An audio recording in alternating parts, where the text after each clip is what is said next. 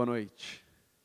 Muito bom estar aqui com vocês. Como o Pedro disse, eu tenho servido a Deus ali em Caldas Novas, Goiás, ali onde você vai passar suas férias, não é? E tem sido um privilégio para mim pastorear a Igreja Batista Vida Nova pelos últimos 11 anos. E hoje é uma alegria muito grande estar aqui. Infelizmente a minha família não pôde estar comigo. Eu trouxe o Estênio, que é um jovem lá da igreja comigo, e é uma alegria também ter esse tempo aqui junto com eles. Antes da gente começar a pensar no texto que a gente tem para essa noite, eu gostaria de só retomar um pouco do que eu falei hoje pela manhã, sobre a santificação centrada no Evangelho, e quando a gente estava pensando sobre isso, a gente tentou definir santificação e depois a gente tentou definir Evangelho, e eu pedi lá naquele momento de manhã que alguém levantasse e me contasse qual era a história do Evangelho em 1 minuto. Eu gostaria de fazer a mesma coisa nessa noite agora. Alguém pode levantar rapidamente e em 1 minuto nos contar qual é a história do Evangelho? Fique em pé, irmã, por favor. Como é teu nome? Você é de que igreja? Pará. Vamos lá. Rosália. Vamos ouvir o que é a mensagem do Evangelho.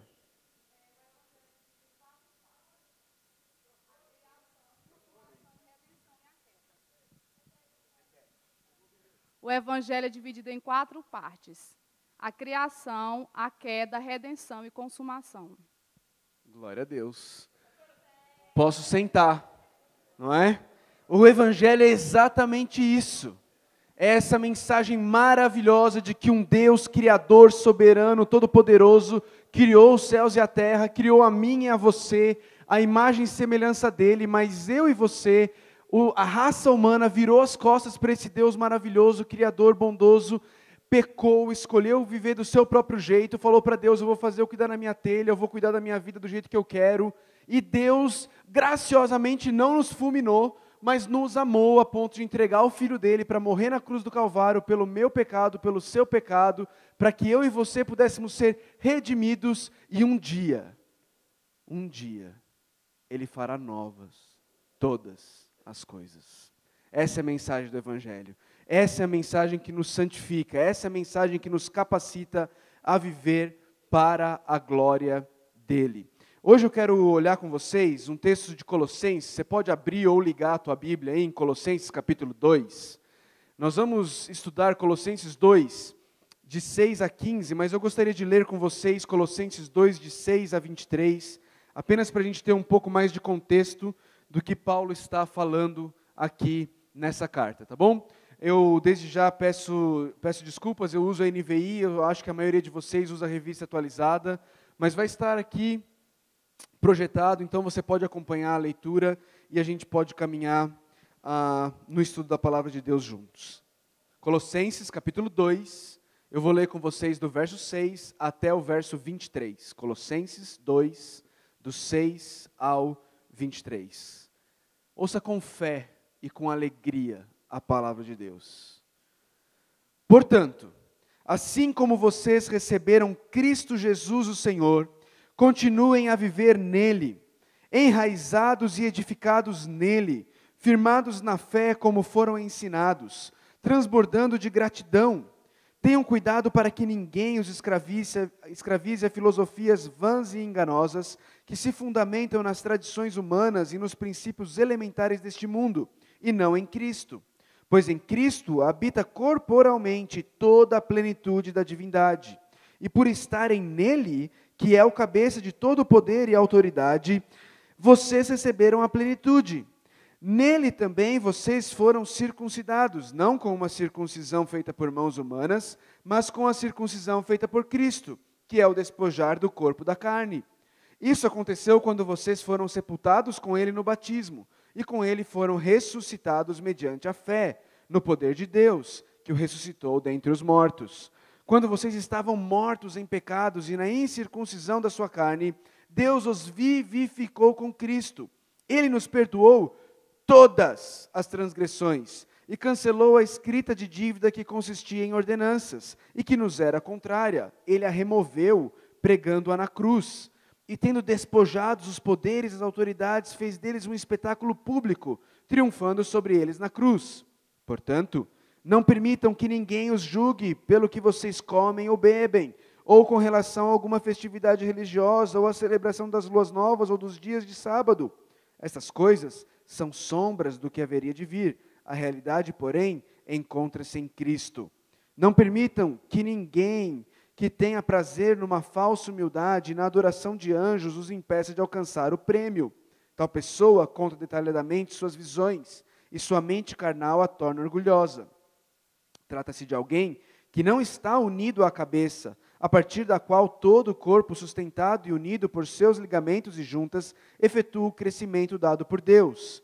Já que vocês morreram com Cristo para os princípios elementares deste mundo, por que, como se ainda pertencessem a Ele, vocês se submetem a regras? Não manuseie, não prove, não toque. Todas essas coisas estão destinadas a perecer pelo uso, pois se baseiam em mandamentos e ensinos humanos. Essas regras têm de fato aparência de sabedoria, com sua pretensa religiosidade, falsa humildade e severidade com o corpo, mas não têm valor algum para refrear os impulsos da carne. Você pode orar comigo mais uma vez? Santo Deus, nós estamos juntos aqui, reunidos em Teu nome. Nós estamos juntos aqui, chegando até o Senhor, em nome do Teu Filho, o Senhor Jesus Cristo, nosso Salvador. Nós estamos juntos aqui, capacitados pelo Teu Santo Espírito, e nós queremos suplicar ao Senhor, nós queremos clamar ao Senhor, pedindo que o Senhor use a Tua palavra em nossas vidas nessa noite, Deus. Nós pedimos, nós suplicamos que o Teu Santo Espírito tome a espada dele, que é a Tua palavra, e penetre fundo em nossos corações. Transforma a minha vida enquanto eu prego, transforma a vida dos meus irmãos e irmãs enquanto eles ouvem. Nós queremos ouvir a Tua voz nessa noite, Deus. Por favor, fala conosco, nos transforma através da Tua palavra, sopra em nossos corações, traz vida em nossa alma. Nós oramos confiados no poder de Jesus Cristo, nosso Salvador. Amém. Queridos, algumas coisas para a gente saber um pouco antes da gente olhar para o texto propriamente dito. Quando a gente vai ver um texto, é importante a gente entender um pouco do contexto desse texto. De onde isso surgiu, quem está escrevendo, para quem ele está escrevendo, por que ele está escrevendo. Ok? Então, rapidamente, só para você não ficar perdido aí, quem está escrevendo essa carta aqui é o apóstolo Paulo. Ele está escrevendo para uma igreja numa cidade chamada Colossos. Essa cidade fica onde hoje é a Turquia. Paulo está escrevendo quando ele está preso, na primeira prisão dele ainda em Roma, lá pelo comecinho da década de 60 do primeiro século. Essa igreja foi plantada por um homem chamado Epáfras. Epáfras ouviu Paulo pregando o evangelho em Éfeso, e aí ele se converteu, e aí ele voltou para a casa dele. O que ele fez como bom cristão? Ele fez discípulos. E quando você faz discípulos, você planta igrejas. E ele plantou uma igreja ali na cidade de Colossos. E depois de um tempo, Paulo está preso, e a igreja de Colossos está preocupada com Paulo, e então o irmão Onésimo vai visitar Paulo. E agora Paulo responde através do irmão Onésimo, que leva a carta de volta à igreja de Colossos. Ele responde, leva essa carta para a igreja de Colossos, para que a igreja saiba como ele está indo, e para que ele possa instruir essa igreja. Porque falsos mestres entraram na igreja. Falsos mestres estão ensinando heresias naquela igreja, e Paulo quer ensinar e quer corrigir os ensinos errados que aquela igreja, que é neta dele, porque foi ele quem pregou o evangelho para Epáfras, e Epáfras pregou o evangelho em Colossos. Ele quer ensinar a sua netinha, ele quer corrigir a sua netinha que está se deixando levar por ensinos que não são verdadeiros. Agora, quando você vê as cartas de Paulo e lê as cartas de Paulo, você logo percebe que Paulo tem um padrão. Paulo tem um padrão muito claro.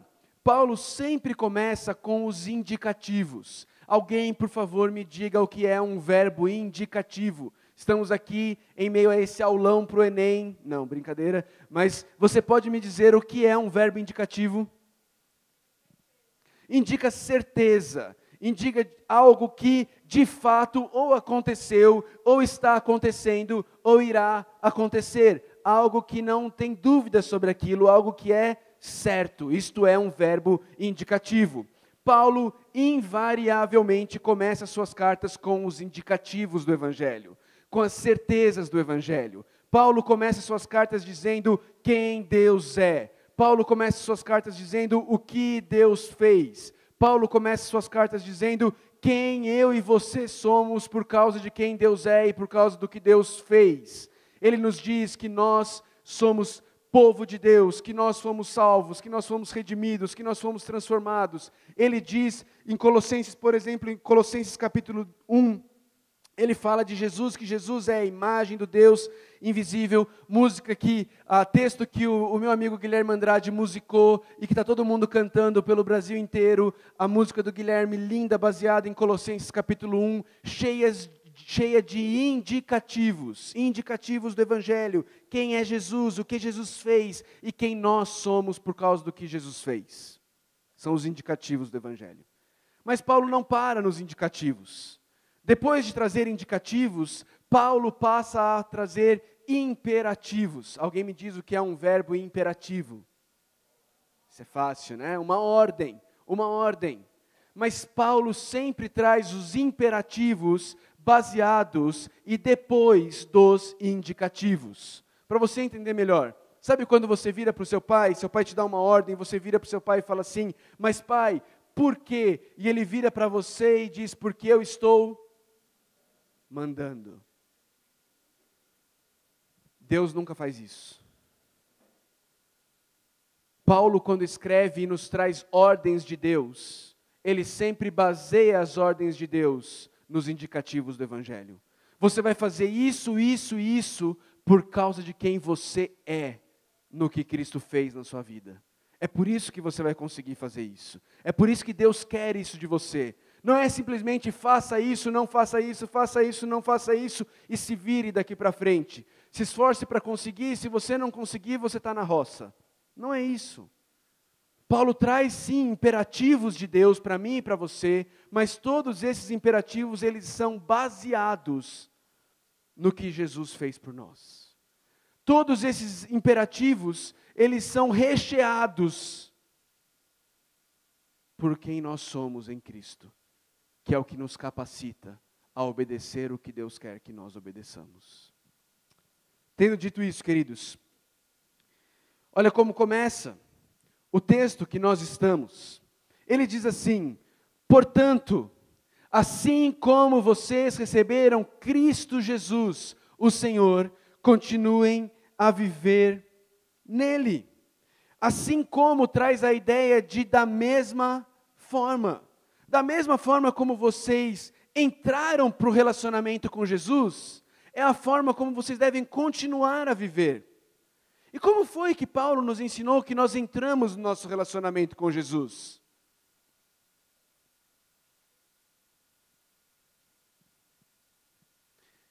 E como foi que Paulo nos ensinou que nós entramos no nosso relacionamento com Jesus? Pela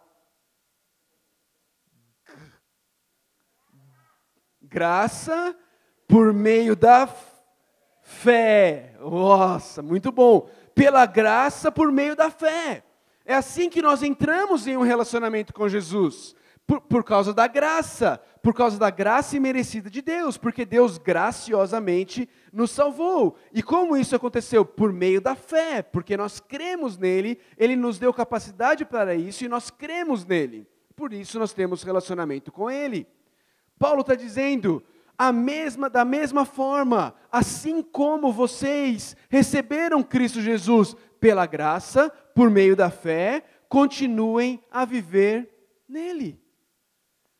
Existe uma ideia muito equivocada de que o Evangelho é apenas o seu passaporte para o céu. Se é o céu que você quer e não Jesus, você é um idólatra do céu. Se é fugir do inferno que você quer e não Jesus, você é um idólatra do conforto. Mas você entrou nesse relacionamento por causa de Jesus. Por causa da graça. Por meio da fé. E a graça não é apenas a porta de entrada. O Evangelho não é apenas a porta de entrada. O Evangelho, ele é o caminho todo. Você precisa continuar a viver nele, em Cristo Jesus. Jesus nunca fica para trás. Nunca tem algo mais profundo para você experimentar na vida cristã. Jesus é o que existe de mais profundo. O Evangelho é o que existe de mais profundo. Eu e você precisamos continuar a viver nele. Mas infelizmente, algumas pessoas, alguns cristãos, vivem a teologia de Maria Madalena. Você já ouviu Maria Madalena? Perguntam para ela, onde está Jesus? Ela diz, eu não sei, levaram o meu Senhor e eu não sei onde o colocaram. E algumas pessoas, a vida cristã delas é exatamente assim. Levaram Jesus embora e eu não sei onde colocaram. Porque Jesus só serviu para carimbar o passaporte delas para o céu. Paulo diz, assim como vocês receberam Cristo Jesus, o Senhor, continuem a viver nele. A salvação é pela graça, é por meio da fé, e a vida cristã também é pela graça, por meio da fé. Ele continua e no versículo 7, ele nos diz assim, enraizados e edificados nele, firmados na fé, como foram ensinados, transbordando de gratidão. Essa ideia de enraizados é a ideia de que a nossa base, queridos, ela é Jesus. Não tem como nós entrarmos na vida cristã e depois irmos para algo mais profundo. Jesus, ele é o nosso alicerce, ele é a nossa base, nós precisamos estar enraizados nele. E mais, edificados também nele. Tudo que você construir na sua vida cristã precisa estar alicerçado em Jesus. Precisa ter ele como alicerce da sua vida cristã.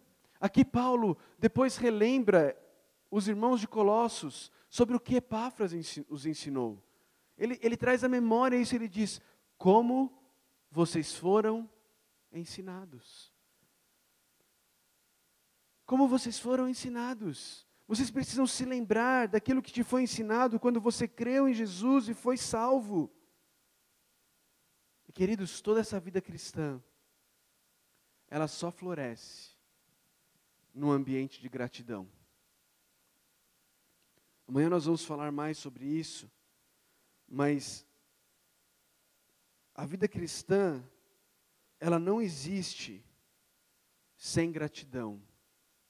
E a gratidão não existe onde existe qualquer senso de merecimento.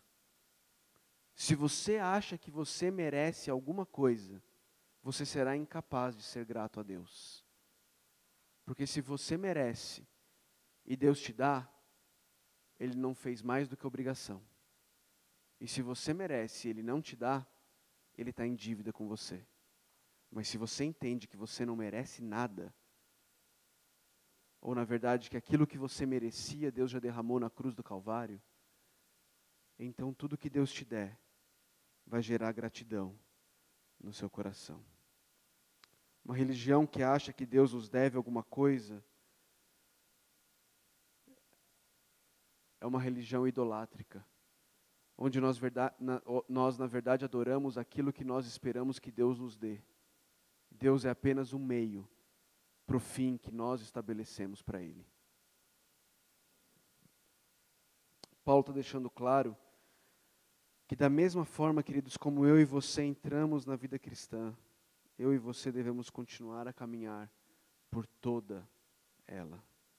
Nós somos salvos pela graça, por meio da fé, e nós caminhamos da mesma forma. E essa compreensão gera pessoas gratas, pessoas que transbordam de gratidão. E ele fala isso, queridos, para combater os falsos mestres, como eu disse, que tinham entrado na igreja de Colossos. Isso fica claro no versículo 8. Veja bem o que ele diz aí no versículo 8. Tenham cuidado para que ninguém os escravize a filosofias vãs e enganosas, que se fundamentam nas tradições humanas e nos princípios elementares deste mundo e não em Cristo. É interessante que o apóstolo Paulo aqui, ele nos apresenta a primeira advertência do capítulo 2. A primeira advertência, não deixe que ninguém escravize vocês a vãs filosofias enganosas que não têm Cristo como fundamento. Quais eram essas filosofias? Quando você estuda um pouco mais a carta aos Colossenses, você percebe que essas heresias elas tinham algumas características. A primeira delas é que os falsos mestres ali na igreja de Colossos, eles ofereciam plenitude espiritual. Eles diziam, olha, existe um outro estágio de vida cristã, um estágio que vocês ainda não alcançaram, um segundo estágio na sua vida cristã, um estágio de plenitude, e esse estágio de plenitude, ele é alcançado através da observância de regras.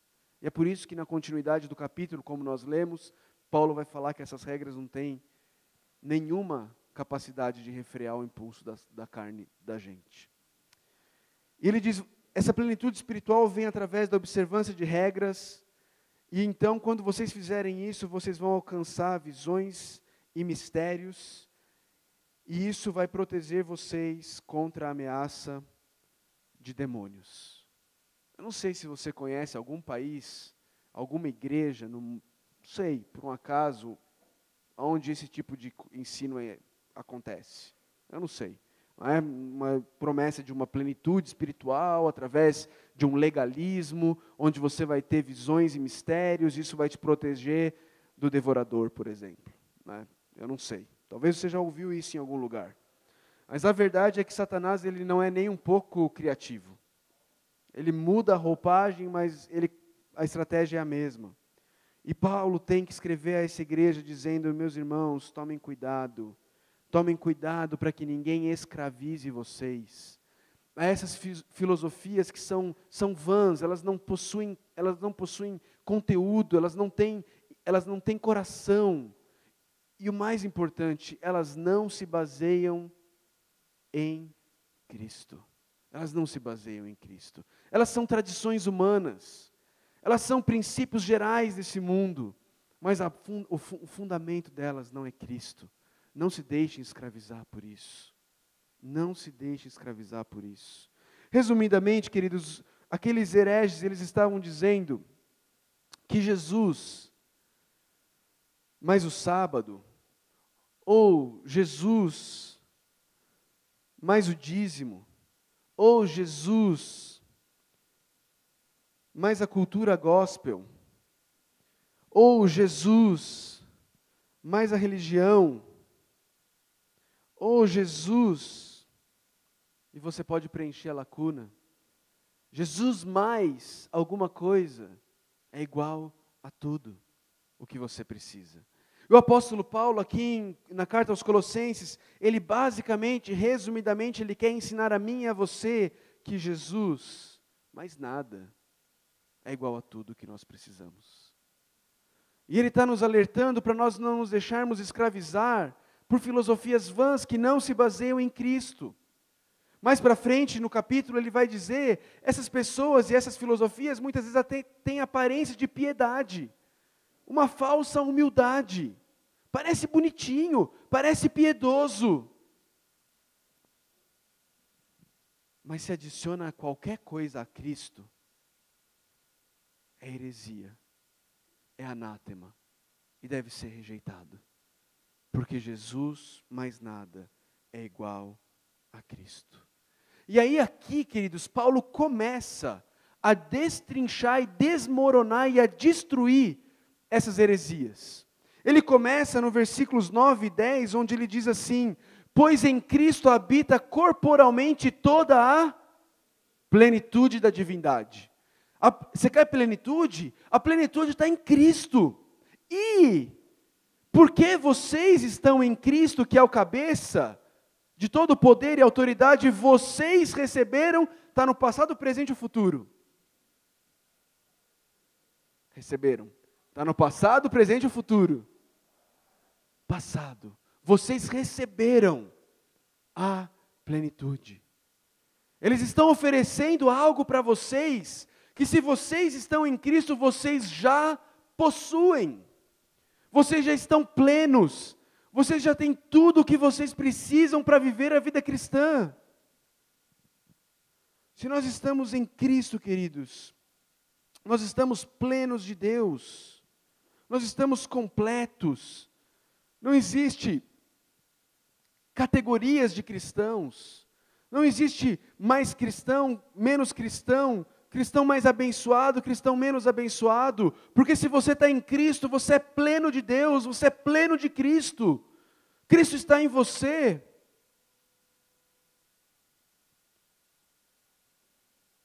Paulo está querendo deixar claro que só existem dois tipos de pessoas.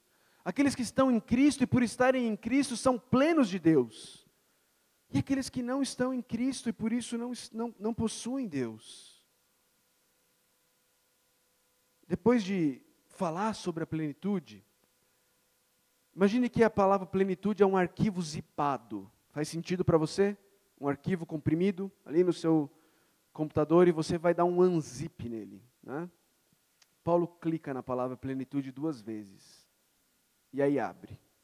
E aí no versículo 11 ele diz assim, ele vai começar a mostrar o que é essa plenitude, o que nós temos em Cristo. Acompanha comigo. Primeira coisa, ele diz assim no versículo 11, nele também vocês foram circuncidados, mas não circuncisão com mãos humanas, não é disso que eu estou falando, mas uma circuncisão feita por Cristo, que é o despojar do corpo da carne. A primeira coisa que é uma implicação dessa plenitude que todo cristão tem em Cristo é a possibilidade da vitória sobre o pecado. Ele diz, vocês foram circuncidados por Cristo de tal forma que a carne de vocês foi despojada. O corpo da carne de vocês foi despojado. Ele tirou de vocês isso. Vocês agora têm possibilidade de vencer o pecado. É por isso que quando eu e você nos convertemos, nós finalmente conseguimos nos livrar de coisas que mesmo antes da conversão nos incomodavam, mas nós não tínhamos a capacidade de nos livrar delas. Mas em Cristo nós ganhamos isso, porque nós temos plenitude e nós temos vitória contra o pecado. Paulo diz aqui que em Cristo nosso coração, nossa carne foram circuncidados. E isso arrancou o poder que o pecado tinha sobre nós. Eu e você já não precisamos mais ser dominados pelo pecado. Eu e você já não somos mais escravos do pecado. Eu e você, nós somos dominados por Cristo. Nós estamos plenos dele. Ele nos dá poder para vencer o pecado. Nós não precisamos viver escravizados no pecado. Então a primeira coisa que Paulo extrai da realidade de que em Cristo nós temos plenitude de Deus, é que em Cristo nós temos vitória sobre o pecado. Mas ele não para por aí.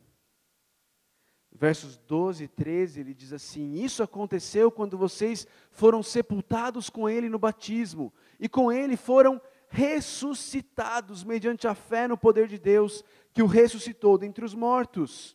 Quando vocês estavam... Não foi aqui. Aí, agora foi. Quando vocês estavam mortos em pecados e na incircuncisão da sua carne, Deus os vivificou com Cristo. Ele fala de ressurreição e ele fala que Deus nos vivificou com Cristo. A segunda implicação dessa plenitude com Cristo é que eu e você, meus irmãos, meu irmão e minha irmã, nós temos uma vida nova. Nós estávamos mortos. E aqui entra algo que muitas vezes a gente não compreende sobre o que Cristo fez em nossas vidas. Presta atenção.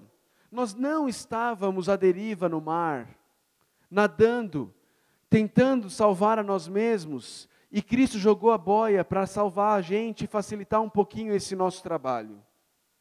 Eu e você, a gente estava morto lá no fundo do oceano. Não tinha solução, não tinha nada em nós que pudesse ser feito para resolver o nosso problema. Nós estávamos, como Paulo diz aos Efésios, mortos em nossos delitos e pecados. Mas Deus, diz o apóstolo Paulo em Efésios 2, que é rico em misericórdia, pelo grande amor com que nos amou, deu-nos vida com Cristo. Essa plenitude em Cristo significa que eu e você, nós temos uma vida nova. É a única forma que nós temos de viver agora uma vida que faz sentido. Aqueles que não conhecem a Cristo, eles se casam, eles comem, eles bebem, eles se casam, eles trabalham, mas eles fazem isso como zumbis. Eles não possuem sentido na vida. Mas quando você conhece Cristo, quando você conhece o Criador dos céus e da terra, e você entende que Ele te criou, Ele te redimiu, para que você vivesse tudo na sua vida para a glória dEle, até o cotonete, a toalhinha e a pizza.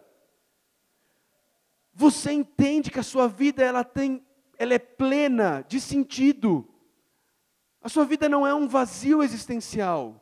Você não vive um dia atrás do outro sem saber para que você está vivendo. Você está vivendo para glorificar a Deus. É para isso que você está vivendo. Esse Deus que te criou, esse Deus que te redimiu, esse Deus que em Cristo te fez pleno. Vitória sobre o pecado, vida nova com Cristo. E no fim do versículo 13, ele diz assim, ele começa a dizer e fala no 14, Ele nos perdoou algumas das nossas transgressões. Ele nos perdoou as transgressões que a gente lembrou de pedir perdão para Ele. Ele nos perdoou as transgressões que a gente foi no gabinete do pastor contar. Ele nos perdoou passado, presente ou futuro. Passado, ação completa. Ele nos perdoou todas as transgressões. E não foi só isso. Versículo 14, e cancelou a escrita de dívida que consistia em ordenanças e que nos era contrária. Ele a removeu pregando-a na cruz. Sabe o que Paulo quer dizer com isso? É como se toda a lei de Deus, a lei que eu e você quebramos, ela inteira, porque Tiago diz que se você quebrou um ponto, você é culpado de ter quebrado ela toda, não é isso? Paulo está dizendo, Deus pegou a lei, e cada item da lei, onde estava escrito o teu nome e escrito culpado, Ele pegou a lei, e Ele pregou a lei, entre o madeiro sangrento e as mãos do nosso Salvador. E não há nada, não há absolutamente nada nem ninguém nesse mundo capaz de pegar essa escrita de dívida, tirar das mãos do nosso Salvador para colocar nas nossas costas de novo. Está pago, está cancelado. Ele perdoou todas as nossas transgressões. Aleluia! Louvado seja Deus! Louvado seja Deus! É perdão completo, queridos. Em Cristo todos os nossos pecados estão perdoados, não é um pouquinho deles. As duas expressões que Paulo usa aqui, quando ele fala sobre escrita de dívida e fala sobre cancelar, ele está usando essa figura de um tribunal. Deus pegou essa nota promissória e Ele cancelou ela. Mas Ele não cancelou num ato apenas da vontade dEle. Porque todo mundo que perdoa uma dívida só pode fazê-lo se pagá-la. Ele pagou. Jesus Cristo falou, quando Jesus morre na cruz, Ele não fala assim, vão e se esforcem. Ele vira, está consumado. Ele não diz, eu comecei um bom começo, agora vê se vocês dão um jeito de concluir aí, hein, pessoal. Está consumado. Está consumado. Esse é o tamanho do perdão que desfruta aqueles que estão em Cristo Jesus. Mas tem mais. Verso 15. E tendo despojados os poderes e as autoridades, fez deles um espetáculo público, triunfando sobre eles na cruz. Paulo termina nos certificando de que na cruz Jesus derrotou os demônios, Jesus derrotou os poderes espirituais malignos desse mundo. Por isso, em Cristo, aqueles que estão em Cristo, estão protegidos contra todo e qualquer anjo caído, ser espiritual que possa querer nos atacar. essas falácias que se vê nas igrejas, colocando medo no crente de que o demônio, o devorador, vai atacar o crente. Paulo acaba com isso. As expressões que Paulo usa aqui são expressões tiradas do contexto militar romano. Esse fez deles um espetáculo público, tendo-os despojados, são expressões militares romanas. Quando o Império Romano ele dominava o inimigo, ele dominava um povo, ele despojava esse povo. Ele tirava desse povo, desses inimigos, as suas armas e as suas vestes, e faziam deles um espetáculo público, fazendo-os desfilar pela rua da cidade, despidos de suas armas e de suas vestes, mostrando que aqueles inimigos não ofereciam mais resistência alguma. Estavam derrotados. Paulo está dizendo,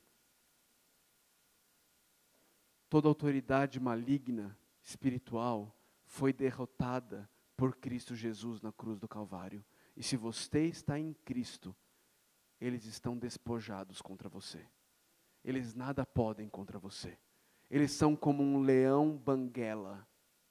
Pode rugir o quanto quiser, mas é incapaz de te fazer mal. É incapaz de te devorar. É incapaz de te matar. E assim, queridos, Paulo faz cair por terra a heresia que estava sendo pregada na igreja de Colossos. Lembra? Plenitude espiritual, através da observância de regras, um legalismo, alcance de visões e mistérios e ameaça de demônios. A plenitude espiritual está em Cristo, porque Ele tem toda a plenitude, quem está nele é pleno. Essa plenitude ela é alcançada não através da obediência de regras, ela é alcançada através da graça por meio da fé, porque nós começamos assim, nós continuamos assim. Eles falam de visões e mistérios, Paulo nos diz que o mistério já foi revelado lá em Colossenses 1, 26 e 27, ele diz que o mistério é Cristo em nós, a esperança da glória. Esse é o mistério, Cristo vivendo em nós. E aqueles que falavam, vocês precisam tomar cuidado, porque se vocês não obedecerem às nossas regras, o devorador, o diabo vai pegar vocês. Paulo está dizendo, o diabo, os demônios, eles foram derrotados por Cristo na cruz, pois Cristo os desarmou e triunfou publicamente sobre eles.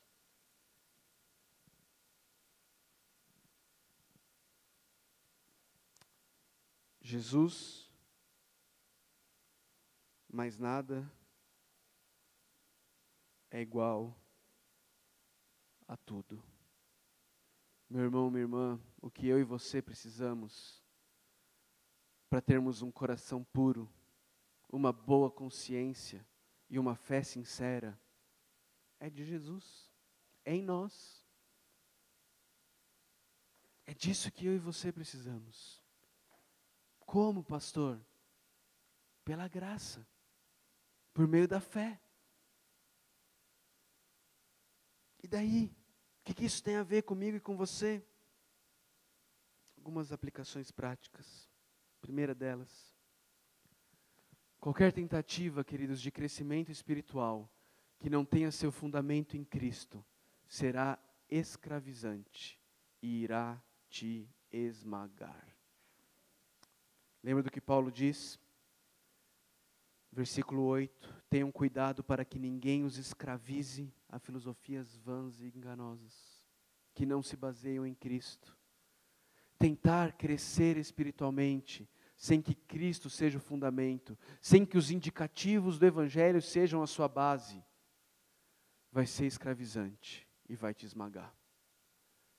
Eu não sei como pessoas conseguem tentar obedecer os imperativos do Evangelho, sem antes terem saboreado os indicativos da graça de Deus.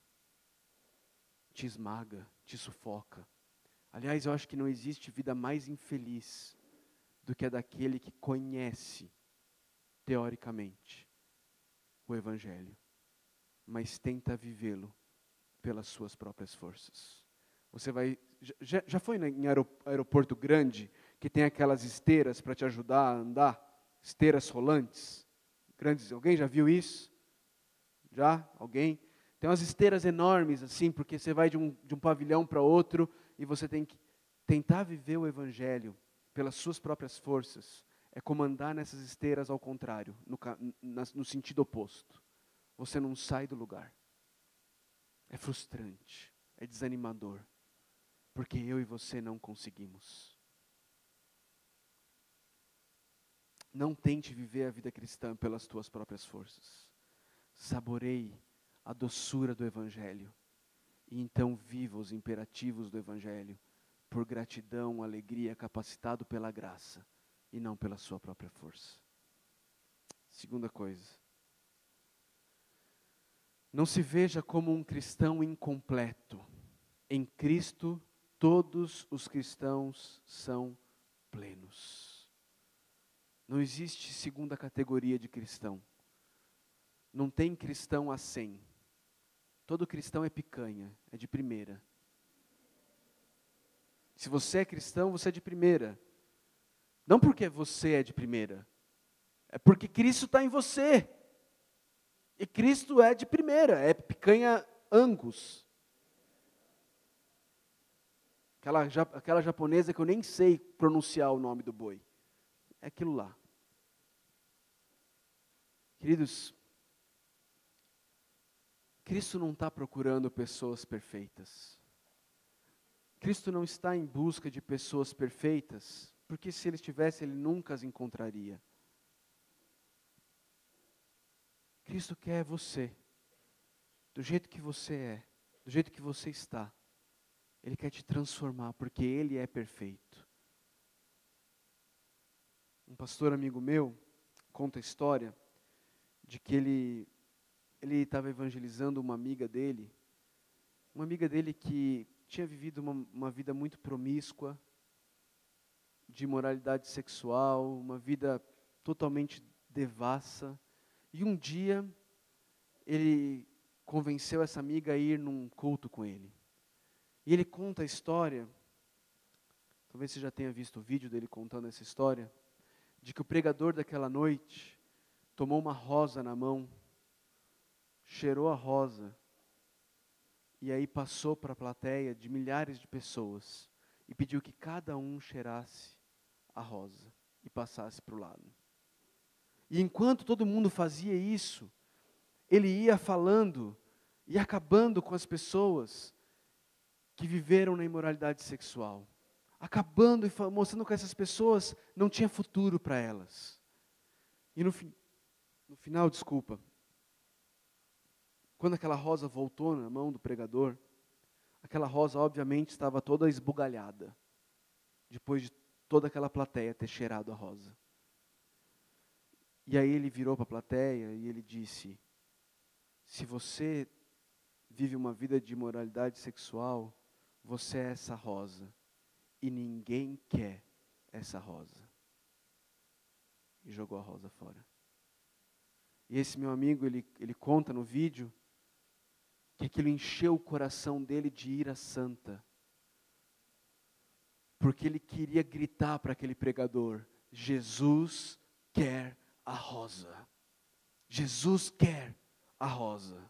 E Ele quer transformar essa rosa. E talvez você está aqui nessa noite e você é essa rosa. Eu quero dizer para você que Jesus quer a rosa. Jesus quer transformar a sua vida.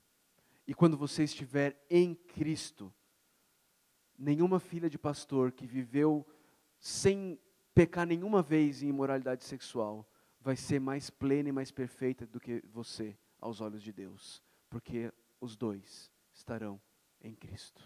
E é Cristo que faz a diferença. Não é a família onde você nasceu, não é o teu passado, é Cristo.